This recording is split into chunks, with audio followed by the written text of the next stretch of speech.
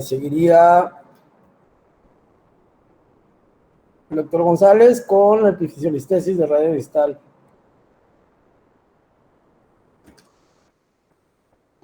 Sí, doctor, ahí voy.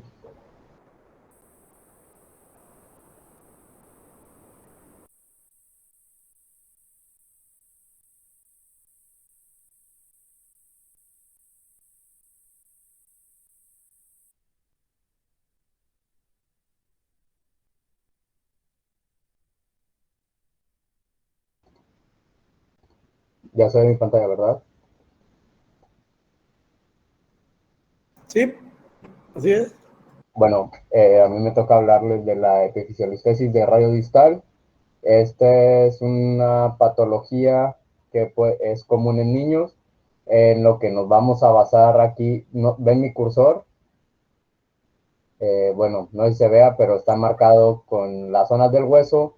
Lo importante que tenemos que saber es la fisis del hueso, que como ya lo mencionamos en la clase pasada, es la parte del hueso en la que se encuentra el cartílago de crecimiento, que después se va a formar en el hueso. Entonces, es lo importante aquí a relacionar en este tipo de patología.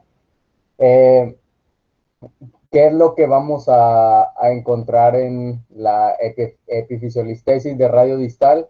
Es una pequeña fractura en la fisis a la altura del radio distal, como aquí lo menciona. Estas dos imágenes, la 3A y la 3B, son la mano de una paciente femenina de 5 años de edad que practica gimnasia.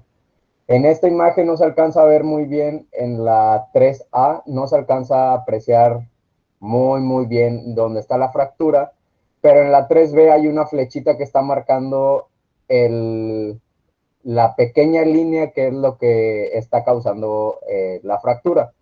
Lo que mencionaba el artículo es que es de las fracturas más frecuentes en niños, y que teníamos que tener en cuenta que también tenemos las fracturas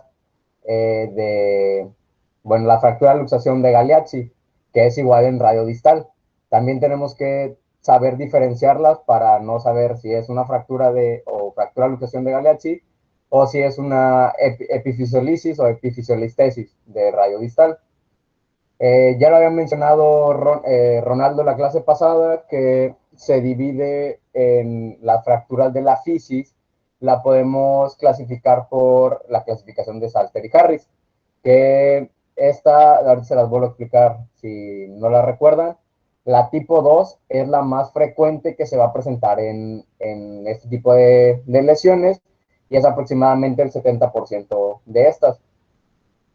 Una de las actividades que más riesgo tienen de provocar esta lesión es las personas que practican gimnasia, en este caso niños o niñas que practican gimnasia a edades tempranas y que están con un constante traumatismo tanto en las muñecas como, pues sí, aplanando con la palma abierta y pegando en el radio. Ese traumatismo puede causar la lesión en la fisis y hace la pequeña fractura, si lo vemos así. Pues si afecta a la fisis, pues va a limitar el crecimiento. Como tratamiento no hay mucho, solo tenemos que ver si es una fractura desplazada o no desplazada. ¿Y cómo nos vamos a dar cuenta? Con la radiografía. Y todo eso, pues nos vamos a basar también en la clasificación de Salter y Harris. Las fracturas desplazadas, ¿qué es lo que se va a hacer? Se va a reducir con una reducción cerrada y se va a poner un yeso, un aparato de yeso. Y pues ya estar viendo al paciente para ver si quedó bien o se puede hacer una osteosíntesis. Igual como es la fisis, no podemos estar trabajando tanto ahí, sino podemos utilizar si acaso agujas de Kirchner. Y si es una fractura no desplazada, nada más se inmoviliza con el yeso y va a durar de 3 a 4 semanas con la extremidad enyesada. Bueno, ya para recordar la clasificación de Saltier-Harris, la más común es la tipo 2. El 70% de las fracturas que vamos a encontrar en estos niños puede ser la tipo 2, que es sobre la fisis y agarra la metáfisis, o sea, sobre el plato y sobre la metáfisis. Y como también se mencionó, las más difíciles de tratar son la tipo 4 y la tipo 5. Y ya es todo de mi parte. Perfecto. ¿Preguntas?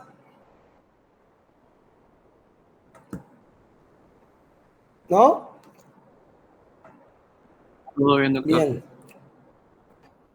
Doctor González, mencionaste la fractura de Galeazzi. ¿Cómo me la explicaste esa? Bueno, que tenía que checar, o sea, que checaran bien que al momento de que se hace o sea, la fractura bueno, la epifisiolistesis, no confundirla con la fractura de luxación de Galeazzi. A lo mejor el niño es muy pequeño y tiene igual, la lesión es no directamente en la fisis, que es lo que estamos viendo aquí. La lesión de la epifisiolistesis es en la fisis y la de Galeazzi ya es en diáfisis. Bueno, sí, pues abajo de la fisis, vaya. Entonces, eso es lo que mencionaba el libro, que pudiéramos como que diferenciar bien que fuera una epifisiolistesis, que fuera en la línea de la fisis, o que no estuviera en la fisis, para que no fuéramos a dar un mal diagnóstico. ¿Están de acuerdo con lo que acaba de decir Luis o alguien tiene alguna otra opinión?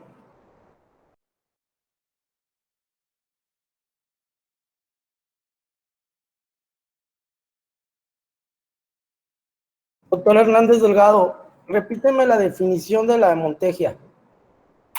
Sí, doctor. La luxofractura de Montegia es la fractura del cúbito proximal o medio junto con una luxación ya sea anterior, posterior o lateral del radio, de la cabeza del radio. Ok, perfecto. Y si... ¿Qué sería lo contrario de eso? Pues sería, ajá, el Galeazzi. Sería la Galeazzi, pero entonces, ¿cómo la definirían? Como una fractura en radio distal y luxación en... Cúbito distal. Ajá. ¿Sí? Entonces, la clasificación de Montegia y de Galeazzi depende del hueso fracturado y del hueso luxado, ¿sí? Montegia se fractura el cúbito, se luxa el radio. Galeazzi es lo contrario, se fractura el radio y se luxa el cúbito, ¿ok? Básicamente las dos son muy similares, solo es para diferenciar el hueso que está fracturado, y el tratamiento es muy similar, que por ahí lo mencionó también Eric, que al recuperar la longitud del cúbito, se reducía la cabeza del radio. Lo mismo pasa con la fractura de Galeazzi. Si yo reduzco el radio, sí, por la misma, un término que se llama ligamento taxis, se vuelve a reducir lo que es la cabeza del cúbito, ¿de acuerdo? Bueno, nada más era eso, como porque lo mencionó el doctor y creo que sí, no me quedó muy claro cómo lo explicó, pero todo lo demás, muy bien. Vamos a ver, ¿quién más sigue? Sigue Miguel Abitia. Sí, doctor. Vamos. Le pedí a un compañero que presentara mi diapositiva porque estaba teniendo problemas con eso. Perfecto, ok.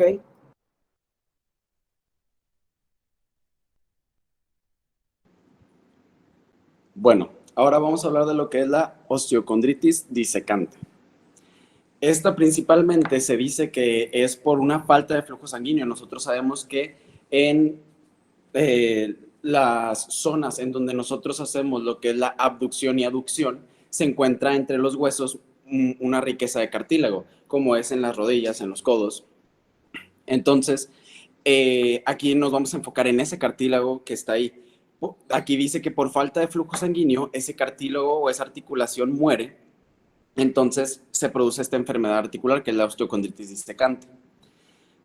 Este hueso y cartílago pueden desprenderse, o sea, aparte de que estamos hablando de que puede ser por falta de flujo sanguíneo, también se dice que es por una actividad intensa. Entonces, esto puede desprenderse y lo que puede causar dolor. Más adelante vamos a ver que hay veces que no se presentan síntomas y que no es necesaria una cirugía. Es más frecuente en niños y adolescentes y normalmente, como les digo, se desencadenan los síntomas después de una lesión, ya sea después de unos meses, si es que el paciente es sedentario o no tiene mucha actividad, ya que aquí podemos ver que tal vez la fisiopatología pudo haber sido por falta de flujo sanguíneo, por algún otro motivo externo, o que realmente esta persona pues es una persona deportiva, la cual hace actividades de alto impacto. Entonces ahí es cuando se desencadenan esas personas. Normalmente en las personas deportivas es después de hacer su ejercicio, su actividad, se desencadenan los síntomas que vamos a ver posteriormente. Se presenta con mayor frecuencia en la rodilla. Normalmente cuando estaba viendo artículos siempre encontré osteocondritis disecante de rodilla porque es lo más común, pero también es bueno saber que también se puede manifestar en codos, tobillos y en otras articulaciones. Siguiente, por favor. Bueno, la clasificación. La clasificación va a ser según el tamaño de la lesión y si el fragmento está parcial o totalmente desprendido. Ahorita más adelante les voy a enseñar una imagen de cómo se puede desprender un fragmento. Entonces, en este caso de que el fragmento esté desprendido, o sea, si sí o no está desprendido, si sí está desprendido, tenemos que ver si está o no desplazado, o sea, si está in situ, o sea, que está en su lugar o no está en su lugar. Obviamente sabemos que si se queda en su lugar, pues tal vez no tenga problemas, no tenga síntomas o tenga muy pocos síntomas. En todo caso, del lado contrario, si esta parte se mueve, está desplazada, pues obviamente va a haber un agravamiento de los síntomas, va a presentar más sintomatología. Aquí también menciona que niños podría sanar sola, porque sabemos que pues en los niños todavía está todo este proceso de crecimiento, por lo cual tal vez ni se necesite un tratamiento, lo vamos a ver más adelante. Aquí tenemos la lista de los síntomas que presentan, el dolor que es el más frecuente en esta enfermedad, también la inflamación y el dolor a la palpación. Hay veces que el paciente no puede referir dolor, pero puede referir que tiene dolor al palpar la zona. También el chasquido o bloqueo articular, que sucede cuando lo que les digo que el hueso se puede desprender, puede estar en una posición en la cual haga este sonido debido al choque. Ya puede ser que se escuche chasquido o se trabe y pues también esto produce lo que es dolor. Y esto pues obviamente sucede durante el movimiento. Puede haber una debilidad articular. El paciente puede referir como que tiene adormecimiento o lo siente flojo, como que no está en su función normal. Y también disminución de la amplitud del movimiento. O sea, el paciente va a perder ese movimiento tan libre que tiene, va a ser más limitado. Siguiente, por favor. Aquí ya vamos a ver lo que son las causas, factores de riesgo, las complicaciones y cómo se puede prevenir. La primera imagen que está abajo es la clasificación, como les decía. Ahí se ve el deterioro grado 1, grado 2, grado 3 y grado 4, según lo que se ve. Y a lo que les refería de la extremidad que puede estar in situ o puede moverse es como en la imagen del lado derecho. Aquí encontramos el desprendimiento del hueso, pero en este caso, en esta imagen está in situ, que pues ahí normalmente no causa muchos problemas. E imagínense, si esto sucedería en un niño, lo más común, o sea, lo que sucedería es que tal vez no se necesite ningún tipo de tratamiento ni inmovilización, nada más con el hecho de que tome reposo. No, digo, para un niño es muy difícil, pero que pues no puede andar haciendo actividades de alto impacto para que ese hueso vuelva a pegar, pero sin necesidad de tratamiento. Y así estamos hablando de un adulto mayor, bueno, esto va a ser más difícil y claro que se necesitan utilizar tratamientos. Como ya les había platicado, la causa de esta enfermedad es, bueno, en artículos decía que no queda claro cuál es la causa, pero en muchos otros artículos también decía que un menor flujo sanguíneo era lo que lo causaba. Y pues obviamente la repetida utilización de estos por actividad. de factor de riesgo tenemos que en niños y adolescentes aproximadamente entre 10 y 20 años que obviamente son deportistas. Como complicación, que esta también la vamos a ver como tratamiento, porque cuando hablamos de que a un paciente le debemos o no dar tratamientos, para uno de los objetivos es evitar la artrosis, porque esa es la principal complicación. Entre el paciente esté más sin un tratamiento, más probabilidad de padecer artrosis tendrá.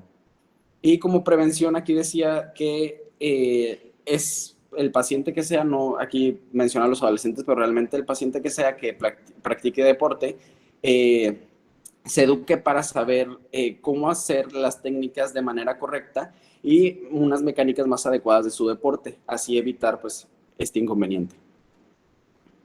Siguiente.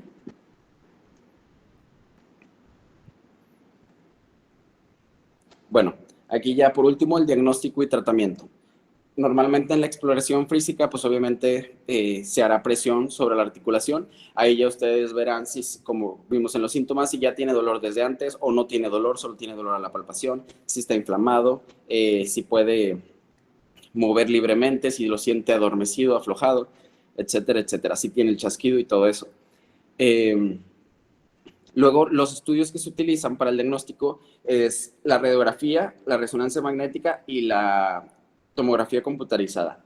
Aquí dice que normalmente nos basta con una radiografía. Realmente la resonancia magnética y tomografía computarizada están de más, pero siempre es bueno que se tenga una radiografía, poder tomar estos otros estudios, pero normalmente con una radiografía basta. La resonancia magnética se puede pedir en el caso de querer ver más detalladamente los tejidos duros y blandos de la zona que estemos estudiando.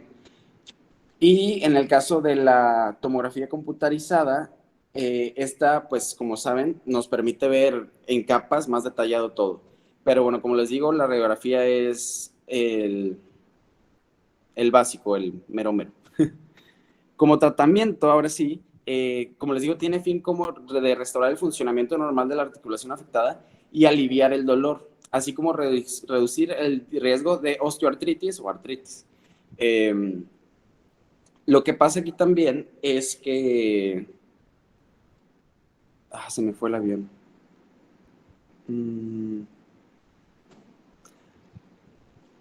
Bueno, voy a continuar a ver si ahorita me acuerdo de lo que iba a decir. Hay que descansar la articulación.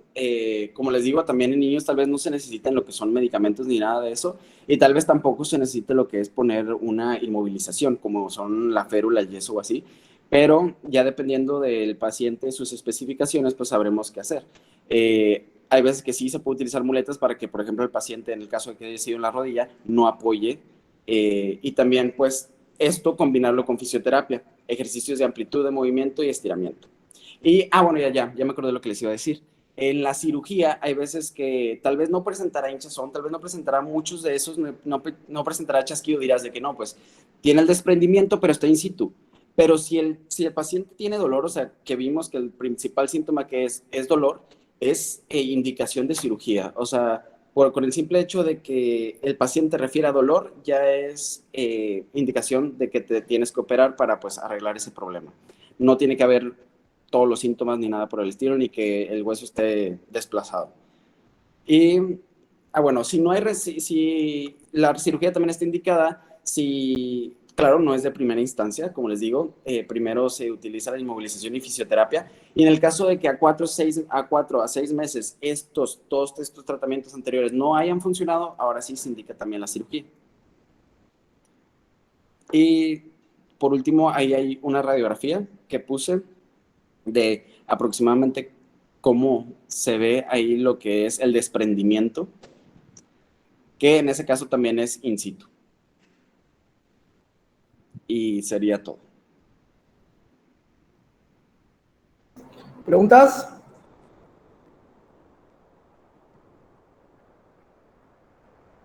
Bueno, este padecimiento no es tan frecuente, pero es una causa de dolor articular y es parte de lo que estamos viendo ahorita. Entonces hay que tomarlo en cuenta. Lo más importante es en aquellos niños que son deportistas de alto rendimiento, ¿sí? Hay que estar sospechando esta lesión, y básicamente pues es como si fuera una artrosis de rodilla por la edad, pero es más como por falta de flujo sanguíneo, ¿verdad? Pero sí es importante que lo tengan en mente y que en este tipo de pacientes en particular lo tengan en cuenta, ¿ok? Bien, vamos a continuar. Me toca a mí, doctor. ¿Te toca a ti? Sí, doctor. Ahí voy. ¿Con qué? Me toca lo de displasia congénita de cadera. Mira, no seas malo, José Luis, eso lo vamos a dejar para la próxima clase, ¿sale? Porque Bueno. displasia quizás sea el tema top de lo que se refiere a pediatría, ¿sí? Como médicos generales, quizás lo que es displasia de cadera y pie equinovaro son quizás los temas que más van a ver allá afuera en su consulta. Entonces, si quieres, lo vemos la próxima sesión, ¿de acuerdo? Sí, doctor, está bien. Bien, bien, José Luis. Entonces, vamos a revisar un caso.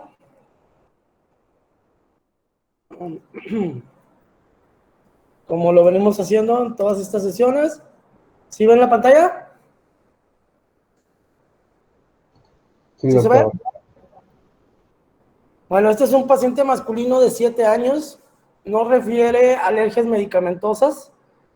No refiere crónicos, ningún padecimiento ni nada, ni ninguna cirugía previa. Refiere que el día de hoy, posterior al viajar en bicicleta, choca con una piedra, sale proyectado hacia adelante de la bicicleta, cae sobre su brazo derecho extendido, refiriendo que cuando cae al piso, una piedra lo golpea en la cara lateral del antebrazo, lo que le produce dolor intenso y deformidad del brazo, por lo que acude a valoración médica. ¿Diagnósticos? Fractura de Monteja o Galeazzi. Fractura de antebrazo, ¿no? Vamos a dejarlo así, ¿sale? Una fractura de antebrazo. ¿Qué le vamos a pedir? Una radiografía. Una radiografía. Una radiografía. Esta es la radiografía.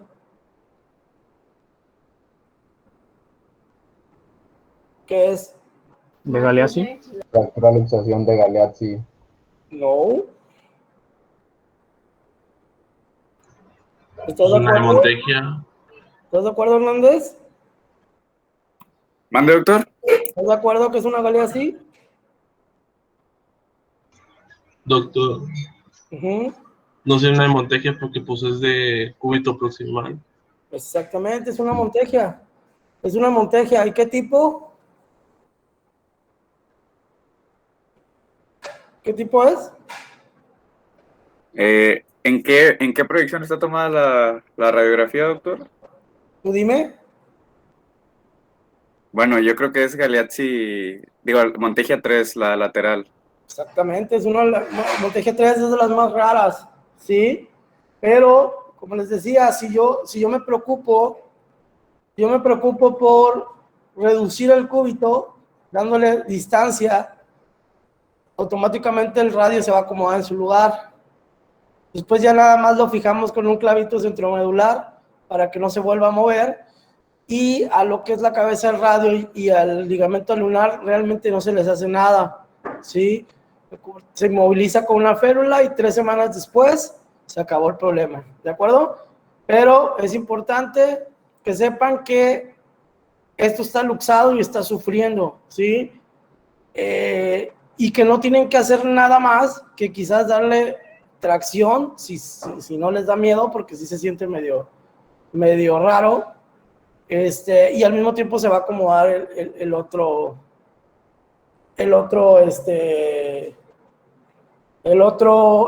que es el radio, ¿ok? A ver, vamos a ver otro caso. Es un paciente femenino de 5 años, niega alergias medicamentosas, su cartilla de vacunación está incompleta, ¿sí? No tiene todas sus vacunas, y presentó, o refiere la madre, que hace 3 semanas tuvo un cuadro de gastroenteritis que se trató con antibióticos y que se resolvió. No tiene cirugías previas. Hace 3 días inició con fiebre intensa mayor a 39 grados centígrados, ataca al estado general, con incapacidad para la deambulación. Ellos notaron que ya no podía, que cuando caminaba le dolía. Refiere dolor intenso en el miembro pélvico izquierdo, lo que le produce claudicación, mismo que ha aumentado en los últimos días, ya que refiere la madre que incluso el dolor es intenso cuando quiere ponerle su ropa interior, por lo que es traído a valoración médica. Diagnósticos. Artritis séptica por Artritis séptica. ¿Por qué? A ver, de este caso menciónenme, esto es importante, esto es importante, esto es importante, esto es importante. A ver. La fiebre. Es lo la principal. fiebre es uno, perfecto. ¿Qué más? Dolor. ¿Dolor en dónde? En el miembro pélvico izquierdo que produce claudicación. Ok, bien. ¿Qué más? El aumento de tamaño. ¿El aumento de tamaño? Sí, misma que ha aumentado en los últimos días. ¿El dolor? El dolor, ok. Sí, el dolor ha aumentado en los últimos días. Antes claudicaba y ahorita ya no puede ni caminar. E incluso cuando le ponen cuando lo quieren poner su ropa interior, el niño llora porque le duele mucho. ¿Sí? ¿Qué más? ¿Qué más es importante? La fiebre. La fiebre ya lo comentaron. La historia de gastroenteritis y la vacunación incompleta. Exacto, esos dos son importantísimos, lo comentó la doctora en una de sus diapositivas, ¿de acuerdo? Bien, entonces estamos hablando de una probable artritis séptica, ¿de dónde?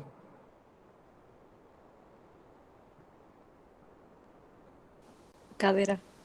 ¿De cadera? ¿Ok? ¿De dónde más?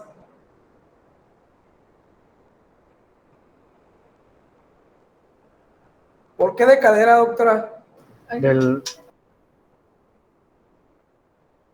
La región femoral. Porque claudica. Porque claudica. Y porque refiere que al ponerle la ropa interior le duele. ¿Y si fuera de la rodilla? ¿Mandé? ¿Y si fuera de la rodilla? También claudicaría y también le dolería cuando le pusieran la ropa interior. Mi compañera mencionó que era más común la de rodilla. Era más común la de rodilla.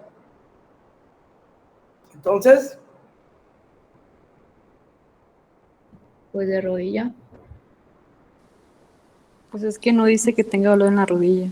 Exacto. Entonces, ¿qué hay que hacer?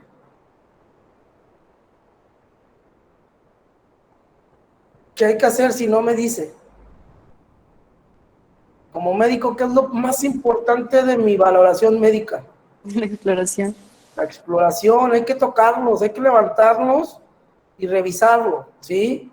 Si tú me preguntas la exploración física, clínicamente ambas rodillas estaban en mismas condiciones, no había aumento de temperatura local, no había aumento de volumen, no había cambio de coloración, la doblaba y la extendía sin ningún problema en la exploración de la rodilla. ¿Qué más? ¿Qué más le revisan?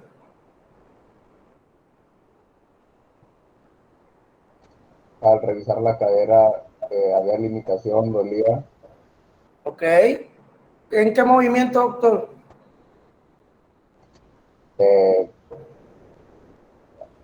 ¿Cuáles son los movimientos que exploras en una cadera? La abducción y la aducción. Ok. Sí, sí le dolía. ¿Qué otros movimientos le exploras? Rotación interna y externa. Perfecto, le dolía. ¿Qué otra?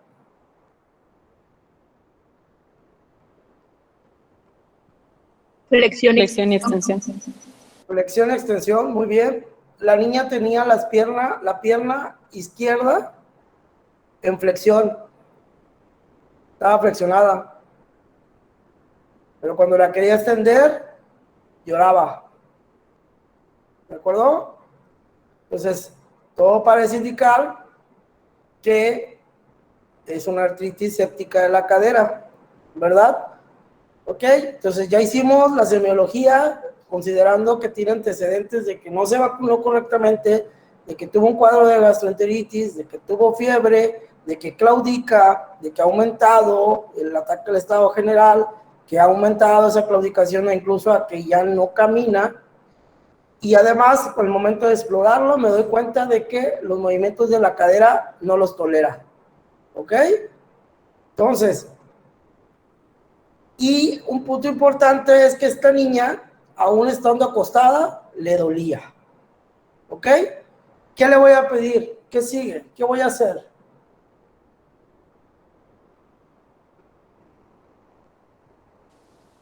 Pedirle una radiografía. Una radiografía. ¿Ok? Antes de la radiografía.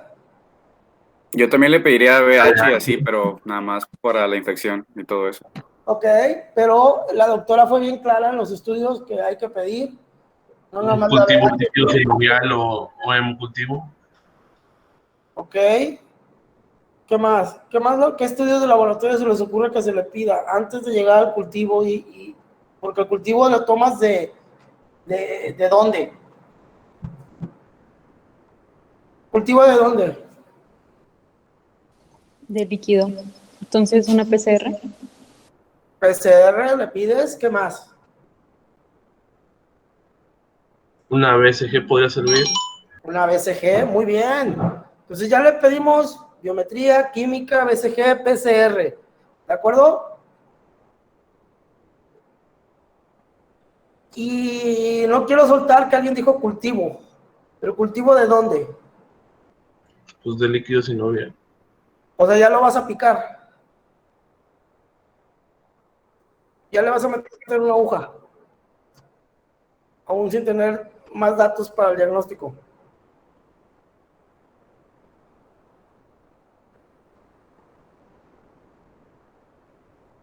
No podríamos ¿De dónde? hacerle bien un eco para ver la cantidad de líquido que se encuentra Ok, libre. vamos a hacer más estudios, sí, de hecho por ahí ya dijeron radiografía, ahorita se los voy a poner. Pero también comentaron que querían hacer un cultivo. Sí me interesa saber de dónde. Puede ser un cultivo sanguíneo de 3 muestras seguidas. Exactamente, un hemocultivo, ¿sí? Un hemocultivo que me va a servir de base. Es importante eso porque muchas veces el cuadro no es tan característico como este, ¿verdad? Este se los estoy poniendo así de masticadito y en la boca, pero a veces no es así y uno tiene dudas y pueden estar incluso los laboratorios dentro de parámetros normal, pero el hemocultivo sale alterado, ¿sí? Y la doctora dijo que una de las causas de artritis séptica pudiera ser la infección por ¿cómo se llama? Por transmisión sanguínea, ¿verdad? Por continuidad. Entonces es importante que también tengamos como estudio de inicio un hemocultivo, ¿de acuerdo? Estos son los laboratorios de esta niña. ¿Qué les llama la atención?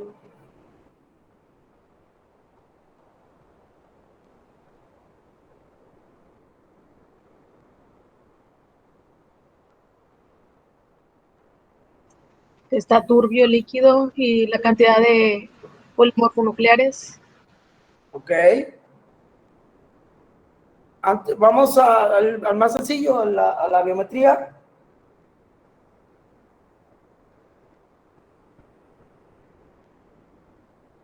¿Cuánto tiene de leucos? Pues están aumentados, eso indica infección, o bueno, posible infección. Ok, ¿cuánto es lo normal de leucos, chavos? De nuevo, si no sabemos qué es lo normal, no sabemos qué es lo normal. ¿Cuánto es lo normal de leucocitos? Pues tiene 5 años, unos 15,000. Ok. ¿Dónde puedo? 2.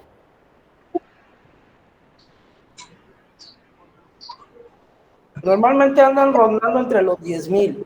Esta niña tiene 36,000. Ya tiene una infección severa en algún lado, ¿verdad? Y aparte, los polimorfonucleares están aumentados, ¿sí?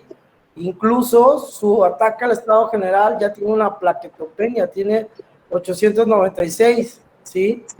Entonces, ya está afectando su estado general y es importante las plaquetas porque si quiero meterle una aguja, o quiero hacerle algo más, tengo que saber que va a estar alterado su coagulación por la misma infección, ¿verdad? ¿Sí? Por la misma CID. Entonces es importante tener una biometría antes de quererle hacer otra cosa, ¿sí? La PCR, como dijeron, es importantísimo, me habla de un proceso inflamatorio, igual que la BCG, ¿sí? Esta niña inicialmente tenía 5.8 y a las 48 horas ya tenía 17.2, ¿sí? Les repito, este caso está bien clarito, pero normalmente no es así. Normalmente te generas una duda de si es o no es una artritis séptica, ¿sí? Ya aquí a esta niña le tomaron líquido sinovial y como bien dice la doctora, pues ya salió turbio, ¿verdad? Ya tenía en el mismo líquido sinovial 82,000 leucos, de los cuales el 90% eran polimorfonucleares. La glucosa estaba en 2 miligramos sobre decilitro, donde normalmente no debe de haber glucosa, y las proteínas estaban en 5.6, donde también normalmente no debe de haber, ¿sí? Se hicieron los coprocultivos y hemocultivos, en este caso salieron negativos, y el cultivo de líquido sinovial salió positivo para Salmonella sp, ¿sí? Habíamos dicho que el más frecuente, ¿cuál era? Aureus. Staphylococcus aureus, muy bien, ¿de acuerdo? Estas son las imágenes de este caso, ¿sí? Como pueden ver, hay un aumento de volumen en lo que es el espacio articular, porque está lleno de líquido, y hay mucho dolor, la niña no tolera, incluso aquí en el ultrasonido también se ve aumento de líquido, y es lo que te va a reportar el ultrasonido. Hay un estudio que se llama gamografía ósea, que no siempre está disponible, pero pues es una chulada, porque en la gamografía todo lo que es infección brilla, ¿sí? Aquí vemos un foco de infección en la cadera derecha, ¿sí? Y pareciera que el tobillo también tenía complicaciones, ¿de acuerdo? Entonces aquí la pregunta es, ¿qué le vamos a hacer? ¿Sí? Ya con toda esta información que tengo, ¿qué le voy a hacer?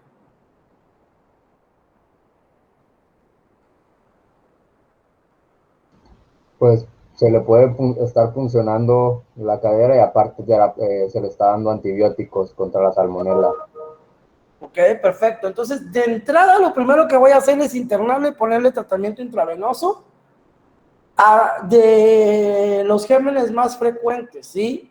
En este caso, en esta niña, pues ya dijimos que el más frecuente en todos es el Staphylococcus aureus, incluso la doctora nos dio unos cefalosporinas ahí que podemos usar, pero también el dato de que no tiene la vacuna, pues nos hace pensar en un patógeno que normalmente es raro hoy en día porque la vacuna de la influenza ya lo está atacando, ¿verdad? Pero este niño en particular no tenía las vacunas. Entonces, hay que cubrir esas dos opciones que son las dos más frecuentes. Antes de la vacuna, la influenza era lo más común, vino la vacuna, se disminuyó eso y el Staphylococcus aureus tomó su primera posición. Ahora bien, después de eso, tenemos dos opciones, o la puncionamos o la abrimos, ¿de acuerdo? Ahí ese tratamiento es de acuerdo a lo siguiente. ¿Por qué genera la duda?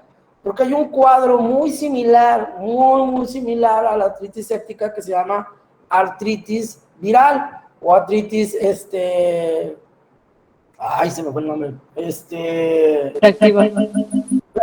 artritis reactiva, ¿sí? Entonces, este es un proceso viral más que infeccioso y hay ciertas características que te hacen sospechar más de una viral que de una infecciosa. La viral, ¿qué creen que pasan con los leucocitos?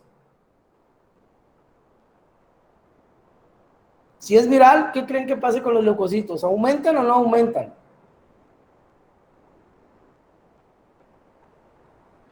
No aumentan. No aumentan, ¿de acuerdo? Entonces ya es una diferencia. O sea que el niño que tiene dolor en la cadera, pero no tiene datos de leucocitosis ni de polimorfonucleares, al contrario, están un poquito más elevados los linfocitos. Esa es la primera diferencia. Segunda diferencia, normalmente está precedido de un cuadro gripal o alguna enfermedad viral. Pero normalmente te dicen, doctor, es que hace una semana mi niño tuvo moquitos y tos, y después empezó con lo de la cadera. Ya te está hablando de algo viral, ¿de acuerdo? 3, hay una diferencia en ambas, al mover la cadera les va a doler, pero en la viral, si tú dejas al niño en reposo, el niño está tranquilo y hasta te platica y hasta se sonríe, pero si le mueves la cadera, empieza a gritar. Y en la infecciosa, el dolor es constante, ¿de acuerdo? La tercera diferencia, ¿sí? Y entonces, con esta, y la cuarta diferencia sería el tratamiento, pero no hemos llegado ahí. Entonces, ya cuando tú tienes un cuadro que no es tan claro si es infecciosa o si es viral, entonces la PCR está elevada, pero no significativamente, y se mantiene su nivel, la PCR igual, ya le estás dando antibiótico, no mejora. Entonces, ahí es donde viene la decisión de si le haces una punción o no, ¿sí? Normalmente lo ideal es puncionar, ¿sí? Sí o sí puncionas, y sí o sí, si te sale turbio, abres esa articulación, ¿de acuerdo? Entonces, es importante que sepan esto porque va a llegar una gran cantidad de niños con ustedes, y que ustedes tienen que hacer la diferencia entre no todo lo que duele es infeccioso, ¿sí? A ver, espérame, lo dejas acostado, no lo mueves, el niño se tranquiliza, lo mueves, empieza a gritar, ¿sí? No tiene fiebre tan elevada, no tiene leucocitosis, parece ser una artritis reactiva, y el tratamiento es que lo mandes a su casa, que no camine 2 semanas, y cuando lo vuelves a ver como si nada, ¿de acuerdo? En cambio, la infecciosa sí tiene el riesgo de que va a tener complicaciones en la articulación si no la tratamos a tiempo, ¿ok? Entonces, de la información relevante de artritis séptica, son casi las que dijo la doctora, solo que para temas de exámenes, estas van a ser las preguntas, ¿sí? Para empezar, es una de las emergencias quirúrgicas de trauma. Yo les dije, realmente traumatología no tiene muchas urgencias, ¿sí? Solamente son algunas, y entre esas está la artritis séptica, ¿ok? Es la única que a mí sí me tiene que levantar y decir, tengo que ir a atenderla ahorita. No puedo poner una férula y mañana la veo. Tengo que ir a verla, es una urgencia, ¿sí? ¿Por qué? Porque si no lo hago, esa infección se empieza a comer el cartílago y produce un daño articular permanente. Incluso produce una deformidad y una discapacidad a largo plazo. Entonces, es importante hacer el diagnóstico lo más precoz que se pueda. La incidencia de artritis séptica alcanza su punto máximo en los primeros años de vida. El 50% de los casos ocurren en niños menores de 2 años. Esto es importantísimo porque ya ven cómo se pone más complicado. Que te diga un niño de 2 años dónde le duele. No te lo va a decir, obviamente. Entonces tienes que hacer una exploración, tienes que hacer un análisis de los estudios, tienes que pedirles más radiografías y estudios ultrasonidos que te hagan pensar o darte los respaldos para que tú a un niño de 2 años convenzas a su mamá de decirle, oiga, lo voy a pasar a quirófano porque le voy a abrir su cadera para lavársela, ¿sí? Entonces, no es tan sencillo el tema de la artritis séptica, ¿sí? Tienen que tenerla en mente siempre, tienen que sospecharla porque si no, no la buscamos, ¿sí? Normalmente, las articulaciones de la cadera y de la rodilla son las más frecuentes. En esta literatura, la que tengo yo, lo marcan los mismos porcentajes. Creo que en el de la doctora decía que más la rodilla. Yo, la verdad es que en esta bibliografía dice 35-35 y en mi experiencia, la cadera sobresale sobre la rodilla, ¿sí? Entonces, para fines de examen, la cadera es la más afectada, ¿de acuerdo? Mencionaba también la doctora que es el resultado de una bacteremia que llega a la articulación, se inocula directamente en la articulación, o puede ser también por una inoculación directa de la rodilla o de la cadera, o porque esté en el área contigua, puede ser la pelvis, tiene datos de osteomielitis y infecta la cadera. Entonces, estas son las 3 causas que producen la artritis séptica, ¿sí? Esta sí va a venir en el examen. Ya les estoy dando un punto del examen. Esta sí va a venir sí o sí, ¿de acuerdo? Entonces pongan ojo porque esta sí va a venir, ¿sí? ¿sí? Al estar infectada, hay una liberación de enzimas proteolíticas, células inflamatorias, células sinoviales, cartílago y bacterias que dañan el cartílago articular en 8 horas, ¿sí? Después de 8 horas de yo haber sospechado mi diagnóstico o de que hayan empezado los síntomas, ya ese cartílago está sufriendo. Entonces, sí es una emergencia quirúrgica, ¿de acuerdo? El aumento de la presión articular en la cadera puede causar osteonecrosis de la cabeza femoral si no se alivia rápidamente, ¿sí? Parecido a lo que decía el doctor ahorita en la osteocondritis disecante, o sea, nada más que en la de él, la causa era a partir de la irrigación que llega por el hueso, compromete la circulación y se empieza a desprender el cartílago. Acá es por una acción externa al hueso, pero que también produce isquemia y al mismo tiempo muerte del cartílago. Entonces estamos hablando de que es el tema que hay que tener cuidado cuando ya empezamos a sospechar esto, ¿sí?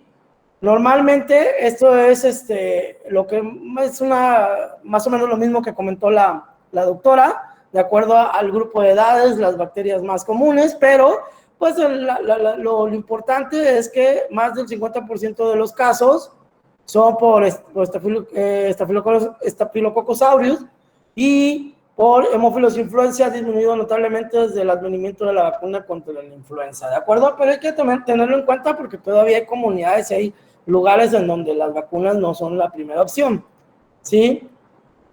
Esto también es importante, lo que les decía, el paciente tiene fiebre y a menudo parecen tóxicos, tú los ves y dices, ay, canijo, este niño no se ve chido, este niño no se ve rosita, no se ve sano, se ve que trae algo, ¿sí? No mueven la extremidad, no pueden caminar, ellos ni siquiera quieren mover esa pierna, ¿sí? Normalmente tienen aumento de volumen y mucho dolor a la palpación, incluso aumento de la temperatura. Cualquier movimiento les causa dolor, ¿sí? Y esto también aplica para la artritis séptica de los adultos. No es posible que ustedes, como médicos generales, o que cualquier médico general, me haga una interconsulta por artritis séptica de donde quieran y esa articulación la muevan, ¿sí? Si me ponen, se envía para descartar artritis séptica de rodilla y el señor dobla y extiende la rodilla solo como si nada, no es una artritis séptica. Aún así la tenga toda roja, caliente, es infección de tejidos blandos extraarticular. Cualquier bacteria que entre y colonice la articulación la va ¿cómo se llama? A congelar, la va a limitar, no se va a poder mover. Si tú llegas y ves a cualquier persona que no puede mover una articulación, hay que pensar en una artritis séptica. Normalmente los pacientes buscan una posición en la que el dolor se alivia, ¿sí? Es donde permite el máximo volumen la articulación. Por ejemplo, en la cadera, es lo que les decía, la niña tenía la pierna flexionada y en aducción y rotación externa de la cadera, como si estuviera acostada sobre esa pierna. Es la posición en la que ella siente, ¿cómo se llama? Descanso, y la neumoctenia pues es Faber, ¿de acuerdo? Los hallazgos del laboratorio, 30-60% de los pacientes y el 60% presentan leucocitosis, o sea, es un signo importantísimo, y el 60% tendrán un desplazamiento a la izquierda, ¿sí? La BCG suele estar elevada, pero puede ser normal al principio, es lo que les decía. Empiezas a tener dudas, si tu BCG no sale alta, ya empiezas a decir, no, entonces no es, no, espérame, sí puede ser, pero es normal que en las primeras horas no salga elevada, ¿sí? La PCR es mucho más útil en este panorama, ya que si sale positiva, tienes una infección, ¿sí? Los hemocultivos, como decía el doctor, pues son 3 de preferencia, a menudo son positivos, incluso cuando los cultivos locales, es decir, cuando tú tomas la muestra y haces una artrocentesis de la articulación y te salen los estudios negativos, pero el hemocultivo sale positivo, tienes que pensar en una bacteremia y por ende una artritis secundaria a la bacteremia, ¿sí? Las radiografías simples pueden mostrar un ensanchamiento del espacio articular y son necesarias para identificar cualquier posible compromiso óseo. La ecografía también confirma la presencia de un derrame, nada más, ¿sí? Y puedes usarla, hoy en día se pueden hacer punciones guiadas por ultrasonido para las articulaciones, es algo que se está haciendo con mucha frecuencia. La resonancia magnética es el estudio ideal, ¿sí? Es el que te va a dar más información de una artritis séptica, pero no siempre la obtienes rápidamente y incluso pues es costosa. ¿Ok? Lo mencionaba ¿cómo se llama? La doctora, en cuanto a las características del líquido sinovial, tienen que ver que tiene ciertas características, ¿verdad? Que en el normal los leucocitos no son mayores a 200 células, los polimorfonucleares son menores del 25%, ya cuando hay una artritis séptica se van hasta más de 50,000 y los polimorfonucleares a más de 75,000, ¿sí? La aspiración es necesaria para el diagnóstico, ahí por ahí le agarré en curva al doctor, cuando le pregunté, entonces, ¿ya le vas a meter la aguja? Y como que le dudó, y la respuesta es sí, métele la aguja, ¿sí? Hay que sacar ese líquido para ver qué es lo que tiene, ¿sí? Las muestras de líquido deben analizarse para recuento celular con diferencial, tinción de Gram y cultivo, ¿de acuerdo?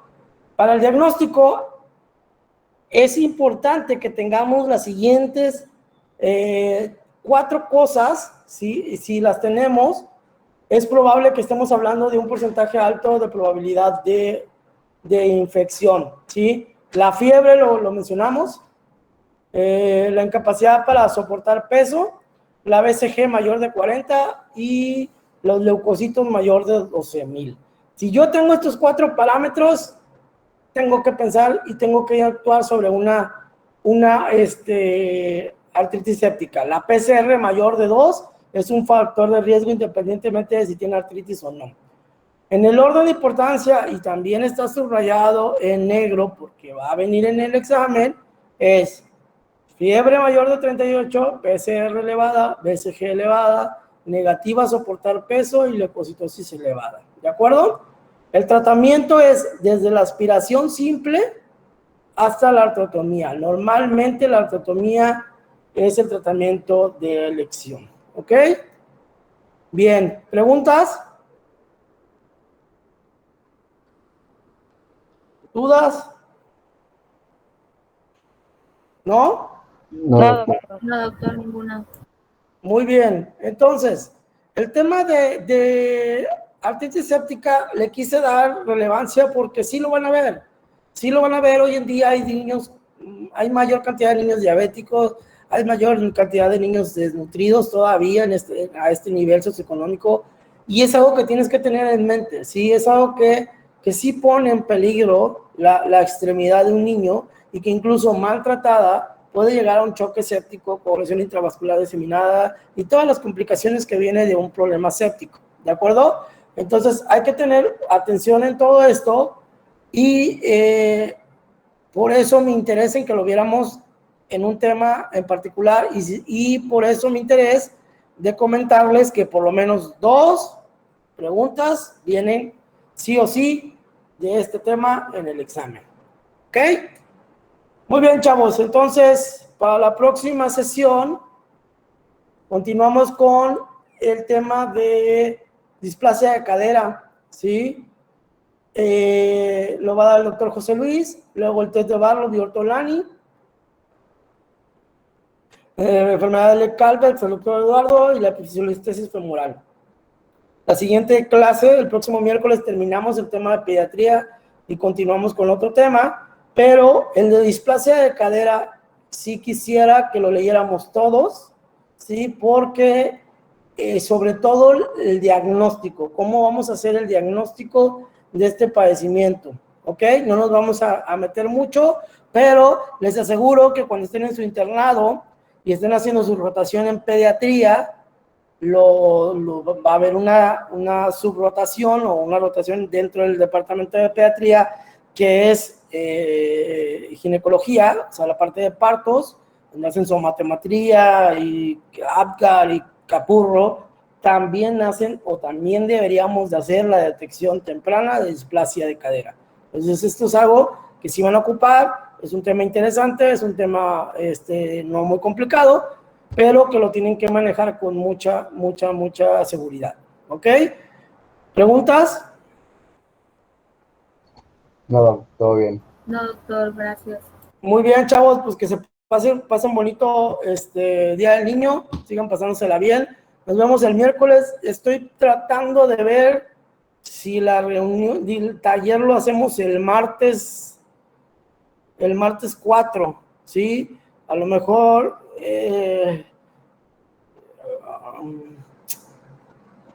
como de 10 en adelante, ¿de acuerdo? ¿Hay algún representante de grupo o algo así? Sí, doctor.